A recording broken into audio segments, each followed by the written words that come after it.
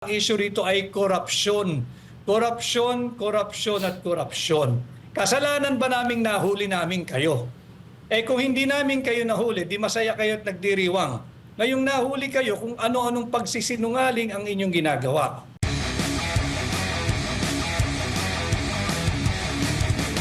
Patungkol ho dito sa isinampan ninyo sa Supreme Court, pwede ho ba natin maipaliwanag ito sa mga kababayan natin, lalong-lalo na po sa mga masa? Bakit ho kayo nagpunta ng Supreme Court at ano po ba ang problema sa ating budget? Maraming salamat at alam ho ninyo, dami kong nakakausap ng mga ordinaryong Pilipino at nakakatuwa dahil naiaangat natin yung level ng diskurso at ito na nga pinag-uusapan natin ang budget. Minabuti at minarapat namin ni Congressman Sid Ungab na dalhin sa Korte Suprema, dumulog kami roon upang questionin ang legalidad, ang constitutionality ng 2025 budget. Sa mga grounds na sumusunod, unang-una, unconstitutional na bigyan nila ng zero funding yung PhilHealth sapagkat yung PhilHealth may pinagkukuhaan ng special purpose fund yan.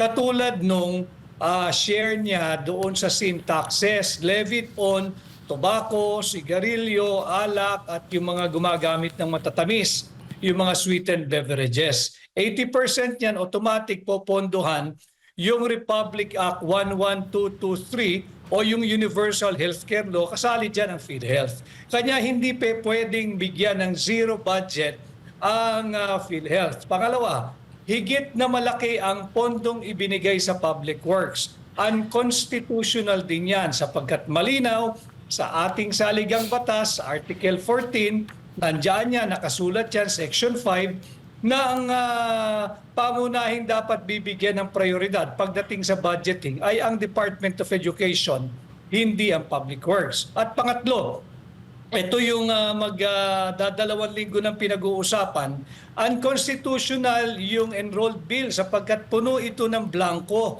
Yung final bicameral conference committee report na pinakita namin na blanco, 28 line items ay blanco consisting of 13 pages. At kahit ito'y blanco, ito ay pinirmahan, rinatipikahan at inaprubahan at final sa House Bills and Index Service at ginawa ngang enrolled bill. Unconstitutional yun dahil hindi ka pwedeng magpasa ng isang panukalang budget na punong-puno ng blanco. Korupsyon ang may tuturing dyan.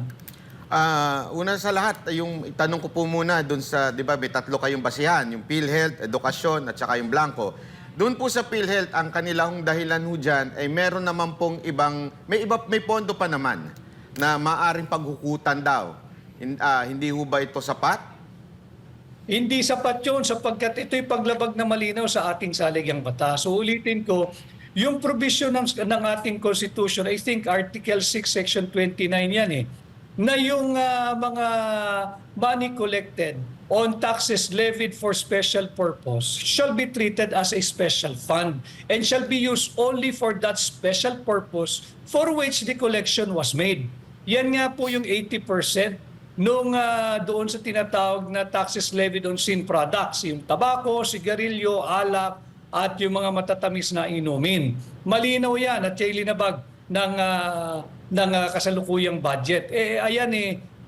Kasong kriminal din yan Dahil yan, bawal na maglipat ka ng pondo at wag mong pakilaman yung special purpose fund. Yan ay para sa Universal Healthcare Law. Pagdating naman po sa edukasyon, ang sinasabi naman nila ay meron namang hindi ho ibig sabihin ng edukasyon doon sa konstitusyon ay DepEd lang. Kasama daw dito yung iba pang mga masasabi nating ibang bagay tulad dun sa PMA at PNPA, kung ano-ano pa. Ano ang paliwanag dito? Sapagkat ibang klase yung sa PNPA, iba yung sa PMA. Yan ay sa ilalim ng budgeting ng DILG at ng DND, ng Department of National Defense. Hindi mo pwedeng ihalin tulad ang struktura ng PMA at PNPA at yung mga iba pang katulad nitong education sector. Sapagkat ang mga propesor sa PNP ay sumasahod sa PNP. Mga pulis yun Yung mga propesor sa PMA ay sumasahod sa DND. Mga militar yun Navy or Air Force o kung anumang branch of service ng PMA. At ito'y ginawa lamang para maging bloated yung budget ng Department of Education at mapagtakpan yung trilyong pisong inilagak nila sa DPWH or Public Works at upang ikubli nga na higit na mababa yung funding o yung budget na ibinigay nila sa Department of Education. Pagdating naman po dito sa talagang pinaka-controversial, yung blanco na sinasabi, ang sinasabi naman daw, yung BICAM report lang ang blanco. So walang problema doon at ang sinasabi naman nila, ang pinirmahan mismo ng Pangulo ay may laman na, may nakasulat na. So ibig sabihin, hindi po daw yan unconstitutional. Ano po ang paliwanag niyo dito? Nagpapasalamat kami, inamin nila na walang blanco, yung pinirmahan ng Pangulo, yung GAA. Sapagkat ito now gives rise to the bigger question. Sino yung makating kamay na nagpuno ng mga patlang o blanco doon sa Bicameral Conference Committee report? Yung Bicameral Conference Committee report ay hindi isang inosenteng dokumento. Ito ang pundasyon, ito ang basihan ng ating enrolled bill, yung General Appropriations Bill, yung GAB. Pag yan ay isinumite sa tanggapan ng Pangulo at yan ay napirmahan, magiging GAA yung GAB, magiging General Appropriations Act. At yung GAA natin ngayong 2025 is a clear fruit of a very poisonous legislative process. Inabandona ng ating mga mambabatas, lalo na yung miyembro ng BICAM, yung kanilang sagradong mandato na bantayan, ultimo sentimo ng pera nating mga Pilipino. Somebody made a running computation and around 241 billion pesos ang halaga ng iniwang blanco. 241 billion pesos. Hindi birong pera ito. And again, balat by Coach Oli at Jay, daig pa ng mga barangay na nagpapasa ng konseho sa barangay ang taunang budget nila.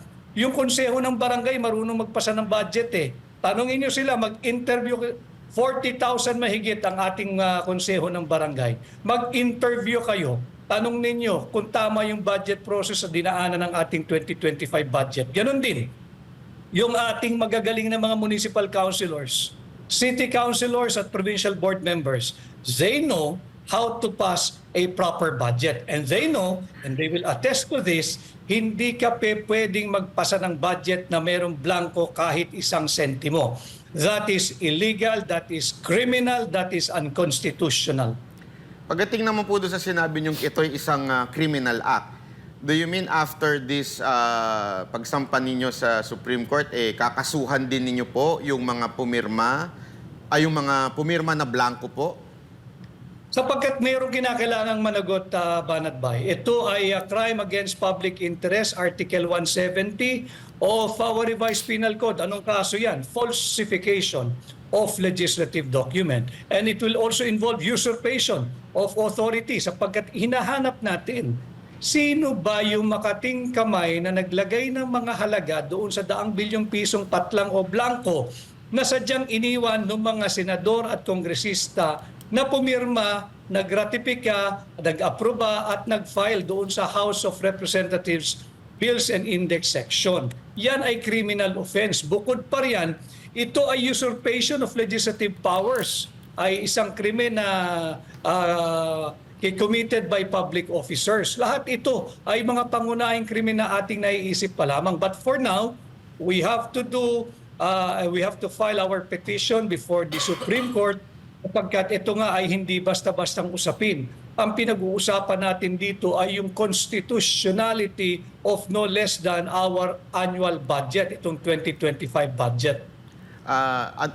Hingan ko lang po kayo ng reaksyon patungkol po doon sa sinabi ng ating Pangulo na sinabi niya na yung ginawa ninyo, baka ang ending niyan, mag-shutdown daw ang gobyerno at tumigil ang lahat. Ano po ang inyong masasabi dito? Yan ay malaking kabulaanan. Hindi magsha-shutdown ng gobyerno. May mekanismo dyan, yung tinatawag nating reenacted budget. At yung sinasabing so that we can continue destabilizing the government, that is wrong. That is totally misplaced and out of place yung kanyang sinabi. Sapagkat ang issue dito ay corruption. Korupsyon sa kanyang administrasyon, hindi ang destabilisasyon. Because if we are destabilizing the government, Banat Bay, bakit kami tatakbo sa Korte Suprema? Hindi ba't yan ay pagkilala sa rule of law? Hindi ba't yan pagkilala sa supremacy of the Constitution? Coach Ollie. Attorney Vic, so susundan ko na yung tanong ni Banat Bay patungkol dito kay BBM kasi alam naman natin na separate branches ang legislative tsaka executive. Pero para sa akin na hindi naman ako abogado, kailangan bang umimik na ang presidente rito at may gawin? Kasi it's a given fact, may blanco. So wala siyang pwedeng gawin? Dapat ang ginawa last year pa dapat hindi niya pinirmahan, binito niya yan at nagtrabaho na lang sila ng reenacted budget. Anyway, 1-2 buwan, kaya naman nilang ipasa yan Kitang-kita naman natin sa magtatatlong taong administrasyon niya, pag meron silang gustong ipasa, kahit pilipit, pinapasa in no time. So ito, talagang hindi mo pwedeng pakialaman na itong budget na ito dahil tangi ang lahat ng appropriation revenue ay magsisimula katangi-tangi sa House of Representatives. Not even in the Senate, Coach Oli. Malinaw sa ating saligang batas yan. Article 6, Section 24, na dapat ang lahat ng batas patungkol sa appropriation ay nagmumula sa House of Representatives exclusively. So wala tayong magawa dyan, dapat hindi na niya lang pinirmahan yan. So definitely may ano dito, may blank items. Ngayon, nagtuturuan na. Hindi ba parang ang nilalabas dito ay ginagawang fall guy etong mga staff? Yun ang nakakaawa, Coach Oli. Dahil nakikita ko yung direksyon ng mga pahayag, lalo na nung Congresswoman Stella Kimbo na tinuturo yung technical working group or technical working staff ng Senado doon sa Committee on Finance at nung mababang kapulungan yung Committee on Appropriation. Kawawa naman ito. Itong mga ito, hindi gagalaw yan ng walang nag-utos. At ako'y naniniwala, mararangal at tapat yung mga naglilingkod dyan sa technical working group. Gagamitin lang sila dahil nagkaipit-ipit na. Hindi tama na ipitin yung mga nagtatrabaho ng tuwid, nagtatrabaho ng marangal dyan sa House of Representatives, sa Senado.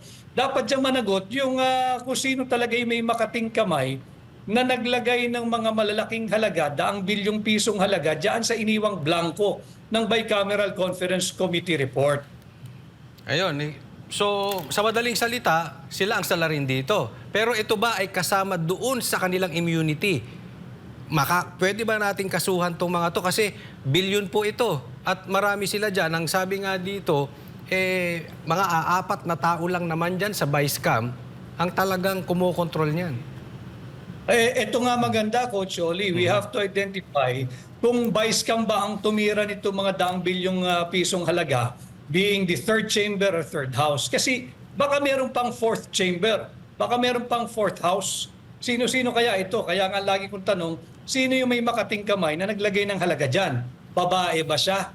Lalaki ba siya? Tandem ba sila o marami sila? Ito yung dapat nating malaman. And I'd just like to take this opportunity that even the 2 former Senate presidents, no less than former Senate President Frank Drilon said, ito yung pinaka-corrupt na national budget na kanyang nakita.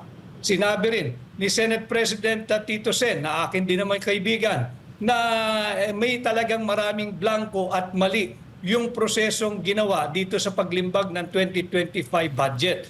Ganon din yung sinabi ni Senador Ping Lacson. 3 senador na ito, pang-4, yung kapatid mismo ni Bongbong Marcos, si Senador Amy. So kung titingnan mo, 4 na senador, dating 2 Senate President at itong 3 ito ay kumakandidato sa ilalim ng sariling partido ni Bongbong Marcos. So 3 rito ang nagsasabing may blanco at hindi dapat pinirmahan itong unconstitutional budget. Ito nga, sinabi nga, na-discuss ko itong kay Drilon na sinabi niya, ito ang pinaka-corrupt. Pero meron din siyang binanggit patungkol doon na ito raw ay pinupolitika lang. Parang ang pinapalabas dito, ang mastermind dito si PRRD. Dahil yung nagpalutang daw, siguro kayo, si Ungab, kung sino-sino man, again, connected kay PRRD. Ang issue dito is corruption, hindi politika. Isang malaking korupsyon ang issue dito. At walang kinikilalang politika ito sapagkat ito ay 6.325 trillion pesos lang naman. 6.325 trillion pesos na pera nating mga Pilipino na dapat tayo lahat ay makilahok sa usaping ito. Napakahalaga, napaka-importante sapagkat ito yung ating taunang budget. Hindi kasalanan ni Congressman Sid Ungab. Hindi ko kasalanan kung kami nag-file ng kaso. Dapat, ang lagi ko sinasabi, do not shoot the messenger. Ba't kayo nagagalit sa amin? Ginagabayan nga natin ang executive department eh. We're giving them the benefit of the doubt pero tila sila nagtatanggol sa both houses of Congress dahil you do not shoot the messenger. Aming linahad ito dahil obligasyon ng bawat Pilipinong makakasaksi ng ganitong napakalaking krimen, napakalaking korupsyon na ilantad at ilahad sa taong bayan ang kanyang nasaksihan at nakita at nalaman. Last question bago ko ipasa kay Jay, no? Etong komentaryo po dito sa sinabi ni Senator Chis na tila nililito ang taong bayan sa facts. Kasi simple lang naman eh. May blank items, sino nag-fill up? Pero ito parang nililito nila na meron na daw di umanong pagkakasunduan, parang ano na yun eh. Tapos naman na yan. Batas na yan. Okay na sila dyan. Parang ganun ang kanilang direksyon ngayon eh. Attorney Vic. Hindi pwedeng ganun lang natin tratuhin. Itong napakalaking krimen, napakalaking korupsyon na ating nadiskubre. 6.325 trillion ito. At hindi nila pera ito, Coach Oli. Pera to ng mga Pilipino. And it is their sacred duty to take care of every centavo that will come out of public coffers. Hindi pwedeng blanco. At hindi pwedeng tapos na sapagkat yung pinakita naming Final Bicameral Conference Committee report na aprobado, ratipikado, pirmado at ifinail nga sa House of Representatives Bills and Index Service or section, dito makikita mo na hindi ito ordinaryong papel. May evidentiary value ito. At ano yung evidentiary value? Merong krimen na naganap. Merong dapat managot kung sino naglagay ng mga halaga diyan sa mga patlang na sadyang iniwan ng Bicameral Conference Committee report. Hindi pwedeng iiwan mo yan sa technical working group o sa mga staff ng senador at kongresista. Bakit? Wala silang kapangyarihan eh. Hindi naman sila mambabatas eh. At malinaw sa konstitusyon, tangi nga lang ang mga mambabatas sa mababang kapulungan dapat magmulang any appropriation revenue or bill. Yun, attorney. Ano pong masasabi niyo dun sa sinabi ng isang congressman na kaya niyo lang daw ito ginagawa dahil gusto niyong maibalik ang pondo na hiningi noon ng Office of the Vice President? Mag-aral muna siya ng sarili nilang rules. Basahin niya yung rules, yung House of Representative Rules, Section 63 and Section 64. At tigilan niya yung pagbabitaw ng salita na wala namang katuturan sapagkat paano naging issue ito ni Vice President Inday Sara? 6.325 trillion ang pinag-uusapan dito. Alam ko kung bakit sila nagre-react ng ganito at natatakot na ma-issuehan ng TRO. Kasi pag nag-TRO at na-declare eventually, hopefully, na ito ay unconstitutional, magre-reenacted budget tayo. Sa reenacted budget, yung budget ng 2024, hindi nila mapapakinangbangan yung bilyong-bilyong pisong inilagak nila sa AKAP. Hindi nila mapapakinabangan yung bilyong-bilyong pisong inilagay nila sa AIX. At diyan sa tinatawag na unprogrammed appropriation o yung kanilang mga pet project na itinatagot kilala higit sa tinatawag na pork barrel. Diyan sila natatakot. Attorney, may mga nagtatanong din po na mga kababayan natin, paano naman po daw si ano daw ang magiging pananagutan ni dating si Saldico dahil diba kakaalis niya lang at napalitan siya ni Kimbo tapos biglang lumabas po itong nadiskubre po itong issue about Bicam. Ano pong magiging parusa or maipapataw na sa kanya rito? Lahat ng nakapirma doon sa Vice-Cam report, yung final Vice-Cam report na naging enrolled bill, atin yung papanagutin. We are in the process of building the case at alamin kung sino yung dapat isama diyan sa mga ikakaso pa ng grupo ng abogadong nag-aaral kung ano yung nararapat na criminal case o ano yung criminal violation committed in the passing of this full of blanks na final bicameral conference committee report. Attorney Vic, ito banatang tanungan ha. Una, ginagamit daw niyo itong issue na ito dahil kayo'y kumakandidato bilang senador. Hindi, ang issue rito hindi yung pagtakbo ko, hindi yung politika. Ang issue rito ay korupsyon. Korupsyon, korupsyon at korupsyon. Kasalanan ba naming nahuli namin kayo? Kung hindi namin kayo nahuli, di masaya kayo at nagdiriwang. Ngayong nahuli kayo kung ano-anong pagsisinungaling ang inyong ginagawa. Kaya nga ang sinasabi ko, mabuti pa yung mga konseho ng barangay. Mabuti pa yung konseho ng munisipyo, ng syudad at ng probinsya. They know how to pass a lawful budget. And dagdag ko lang din, Banat Bay, yung ating mga kaibigan sa halimbawa, yung Tricycle Operators Driver Association, meron ding maliit na pondo yung mga yan. Tanungin mo sila, kung papayag silang gumastos yung opisyal nila ng blanco, mag-aaway-aaway yan. Ganon din, yung samahan ng mga Jeepney Operators and Drivers Association, higit na maliit yung kanilang pondong pinapangasiwaan, pero hindi sila papayag na ang budgeting ay zero. Ganon din yung mga nagtatrabaho sa korporasyon. Tanungin ninyo kung papayag yung board of directors na magpapasa kada departamento ng isang corporation na blanco yung kanilang panukalang budget at bahala na kung paano namin at magkakano ang aming gagastusin. Ito ay malinaw na pagsisinungaling na ito raw ay proper at prudent budget programming at pagpasa ng ating taunang budget. Kasinungalingan yan. Ano po masasabi niyo doon sa isang congresswoman na si AKA Kim Chiu? Sabi, kasi nga daw yung kanyang sagot, hindi naman importante yung blanco, importante pinirmahan yung walang blanco. Anong masasabi niyo ho doon? Dapat doon magalit si Bongbong Marcos dahil isinubo siya ng mga ganong klaseng pag-uugali na talagang walang respeto sa saligang batas, di bali ng blanco, importante pinirmahan hindi blanco. Ang tanong, sino nga naglagay ng mga halaga doon sa blanco? Dahil yun ay kriminal. Bawal yun. That is a criminal violation. Yun ang atin dapat din alamin. Diretsong tanong, si Romualdez po ba yan?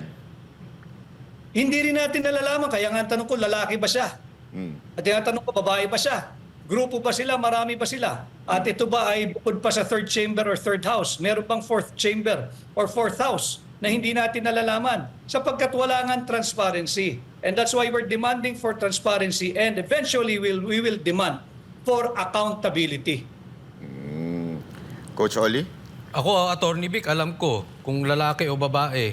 Hindi ata tao, parang buhaya eh. Hindi kaya puting ahas yan? Maraming nagsasabi kasi na isang babae at isang lalaki daw na hindi naman miyembro ng lehislatura. So bine-verify ka natin yan at nagtandem daw tong dalawang ito at nakialam. But pagka ganito kasi kalaking kontrobersiya, hindi naman nila mako-contain yung mga balitang yan. May lalabas at lalabas dyan, lalo na yung mga iipitin nilang miyembro ng technical working group o yung technical working staff. Kawawa itong mga ito. May mga pamilya rin ito, kawawa ito at kung iipitin nila at ilalaglag nila eventually. Hindi kaya si Hello Kitty yan o si Kuting, baka... Anyway, matanong ko, ang sinasabi dito ay unconstitutional daw itong vice cam. Totoo ba ito? Kasi dapat dinidesisyonan ito ng buong Senado at House. Procedurally and under the Constitution, hindi naman kinikilala at walang kapangyarihan ang vice cam. Yung bicameral conference committee, ang tanging layunin lang yan, mag-reconcile ng mga conflicting figures o yung mga hindi nagbabanggang line items dyan sa appropriation bill. Pero walang kapangyarihan itong hijackin yung proposal ng Executive Department, yung proposal ng tanggapan ng Pangulo pagdating sa budget, yung tinatawag nating linalaman ng National Expenditure Program. Ang nangyari dito, binalangkas ng mababang kapulungan, binalangkas ng Senado, pagdaan doon sa Vice Cam, pinalitan, nagkaroon ng recasted budget, binago nila. ibang-iba doon sa itsura ng National Expenditure Program. Hindi nila maaaring gawin yun. Ang trabaho lang yan mag-reconcile eh. At na nakikialam at ilang taon na nilang ginagawa yan, ito ng panahon siguro na dapat magdesisyon na rin ang Korte Suprema dito sa kapangyarihan ng Vice-Cam. Walang kapangyarihan ito at ako'y panatag na when objectively ang Korte Suprema ay magdedesisyon, marurunong din kasi gumawa at magpasa ng tama at legal na budget yung mga tao sa Judicial Department of our government. Nagpapasa ng budget yan every year eh. Tanungin ninyo sila kung nakapagpasa na sila sa tanang buhay nila and in the long existence of the Judicial Department of our government, kung nagpasa na sila kahit minsan lang, kahit isang beses lang, ng isang panukalang budget nila for the judiciary na blanco. Walang magpapasa niyan dahil bawal yan. Ito katangi-tangi. 28 line items blanco ang halaga, umaabot sa more or less ay 241 billion pesos. At sa aking pagkakaunawa, Atty. Vic, talagang ang problema nito nasa Vice-Cam, no? Pero ako isang ayon doon sa sinampan ninyo dyan sa korte. At sana nga, sangayon din ako na sana mas maraming maparusahan. Kasi talagang pag walang naparusahan dyan, uulit-ulitin. Pero ang tanong dito, kailan kaya yan? Kasi baka mamaya nagastos na nila yung pera, saka magdidesisyon ng korte, baka mamaya wala na si Marcos, doon pa lang lumabas yan. So patay na yung kabayo bago dumating yung damo. Kaya tayo agad-agad ay nagsampa na nga ng petition sa Korte Suprema because yung dapat may sense of urgency na hindi dapat magastos yung pera. Dahil any disbursement is illegal sapagkat ito nga ay fruit of a very poisonous legislative process, itong gaan ng 2025. Kaya dapat mahinto iyan at marisolba ng Korte Suprema sa lalong madaling panahon. At hindi naman dapat mangamba ang administrasyon ni Marcos sapagkat pwede naman mag-reenacted budget. Dili kaya, paspasan nila. Magpasa uli sila ng naaayon na sa konstitusyon na budget for 2025. Attorney Vic, may ipinapalabas po ang mga makakaliwa na parang pinapalabaso nila na etong mga blanco daw ay si dating Pangulong Rodrigo Roa Duterte daw ang pasimuno. Parang gusto nilang palabasin sa taong bayan na ito ay nanggaling sa inyo. Kasi yung iba, di ba, yung mga ibang mga pumirma, sinasabi nila na wala nga daw blanco doon. So bakit parang nagkaroon doon bakit daw nagkaroon na ng blanco doon sa ano na yun? Di tanungin nila yung sarili nila. Bakit sila nagpasa ng isang blankong bicameral conference committee report? Nandun sa journal ng House eh. Wala naman ni isa sa kanilang nag-object eh. Andun sa journal, nakakuha ako ng kopya eh. Yung Makabayan Black, walang nag-object dyan. Sinungaling din yung mga yan. Kaya lang ako nagsasalita ng ganito dahil tinutuwid natin yung mga pagsisinungaling ng mga tao na sinisweldohan nating mga Pilipino at dapat ay tatrabaho bilang mambabatas. Tingnan ninyo, doon sa journal ng House of Representatives, walang nag-object sa mga yan. Pumayag yan dyan sa ratified, approved, and signed final bicameral conference committee report and yun na nga, naging enrolled bill, naging GAB at ngayon problema na, naging GAA. Sasali po ba kayo sa January 31 na rally tungkol po dyan sa pagtutol sa budget? Sino bang nagrarally? Yung nagrarally, ang sinisigaw, impeach Sara pa rin eh. Meron naman daw, ito, sabi nila, meron din daw silang issue sa budget. Sabi kasi ni Trillanes, nahaluan daw ng mga Duterte supporter yung sumisigaw na yon. Anong masasabi nyo doon? Ako, ang atupagin natin, itong illegal, immoral, unconstitutional na 2025 budget. Imbis na sinisigaw impeach Sara, dapat ang ating tugisin, sino ang dapat managot dito sa biggest money heist, 6.325 trillion pesos. Napakalaking halaga ito. Kaya lang tayo nagpapalinaw ng ganito dahil ibinabalik ko lang sa sentro ng usapin ang mga importanteng usaping panlipunan na dapat nating pinagkakaabalahan. Hindi yung impeach Sara. Dapat sinisigaw nila impeach Marcos. O kaya panagutin kung sino yung mga miyembro ng Bicameral Conference Committee na makati ang kamay na nilagyan ng halaga, daang bilyong pisong halaga, yung mga blankong sadya nilang iniwan. Nababasa ko sa inyo, Attorney Vic, isa sa mga talagang advocacy ninyo yung zero corruption tulad ni Pastor Kibuloy. Ano bang plano ninyo pag sakasakali pong kayo ay pagpalain ng ating Diyos na makaupo bilang senador? Ano ang plano ninyo sa walang tigil na korupsyon at talagang dekada ng problema ng korupsyon sa Pilipinas? Unang-una, Banatbay, ako ang magiging tunay at maisog na oposisyon sa Senado. At bilang senador ninyo, babantayan ko yung taunang budget at sisikapin kong tuldukan na yung kultura ng korupsyon sa pamamagitan ng pagsasabatas, yung pag-amyenda ng plunder law. Aking ibababa yung threshold ng plunder from 50 million to 1 million pesos. At pag nagawa ko yan, aking isa sa batas ang pagbabalik ng death penalty bilang parusa sa lahat ng magnanakaw sa pera nating mga Pilipino. Yan ang aking gagawin bilang senador ninyo. Yung Attorney Vic, maganda yung sinasabi mo, pero meron din nagbigay na firing squad. I-firing squad daw yung mga magnanakaw na korap. Ano masasabi mo dyan? Kung pwede lang, subalit hindi kinikilala kasi yan ang ating saligang batas. Bawal yung inhuman or unjust punishment kagaya ng firing squad. Maganda sana yan. Kaya lang meron tayong dapat kinikilalang saligang batas at ayaw nga ng saligang batas yan. So babalik tayo doon sa death by lethal injection at ito namang death penalty ay nagaganap pa rin sa higit na mayayaman nating kapitbahay. Ito ay still in force and in effect sa Singapore, nandyan din sa Vietnam. So may mga, sa Amerika, binalik na rin yata ni Pangulong Donald Trump yung kaparusahang bitay. So makikita natin na hindi lamang dapat dito sa Pilipinas, pero lalo na sa atin, dahil higit na nagiging talamak ang korupsyon.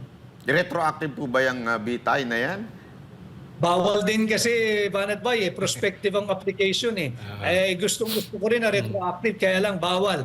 At hindi ito sang-ayon sa ating saligang batas. Okay.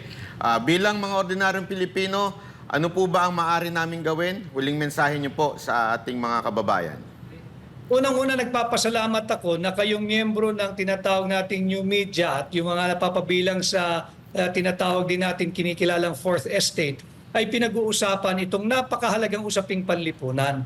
Huwag nating tigilan upang higit pang maraming Pilipinong makaalam kung paano linulustay ng kasalukuyang administrasyon ang pera nating mga Pilipino. Hindi tayo nagdi-destabilize ng gobyerno sapagkat ang usapin dito ay hindi destabilization kung hindi korupsyon.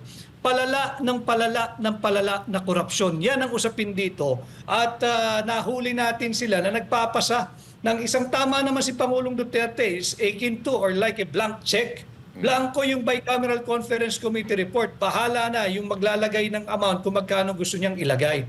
Kaya atin itong patuloy na pag-usapan at ako naman bilang tunay at maisog na oposisyon ay umiikot ng ating bansa. Pinag-uusapan ng budget bilang formal at opisyal na aplikanteng pagkasenador. Sana ay matulungan ninyo ako na maipakampanya sa lahat ng Pilipino sa lahat ng panig ng mundo kung sakasakaling sa tingin ninyo ay karapat-dapat ako katulad ni Pastor Apollo Kibuloy na mapahiram ng inyong mandato. Maraming salamat, Attorney Vic Rodriguez. Asahan niyo po ang Banateros ay kasama niyo sa laban sa korupsyon. Mabuhay po kayo, Senator. Thank you. Maraming salamat, Banatbay. Ako po si Attorney Vic Rodriguez, Pilipino, abogado, maisog. Ayun. Ayun.